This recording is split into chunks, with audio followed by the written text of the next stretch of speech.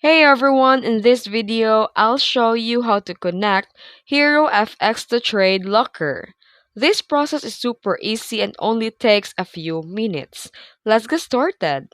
First, go to the tradelocker.com and at the top right corner, click the Start Trading and select Broker Trading.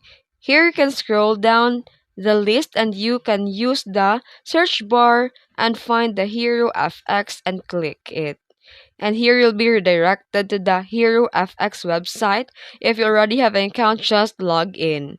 And once logged in, go to Accounts tab on the left and click the Open New Account and choose the Demo or Live. For this guide, select the demo and you can choose either Trade Locker or Demo 0 or Demo Row. And accept the agreement and click Create an Account. Your demo will created instantly. Click the account and then add the demo fonts. And now click the trade which opens the trade locker in a new tab, and for the demo accounts go to demo.com. Click and enter the login details like email, password, servers, and more. And that's it. If you found this video helpful, don't forget to like and subscribe for more tutorials. Thanks for watching.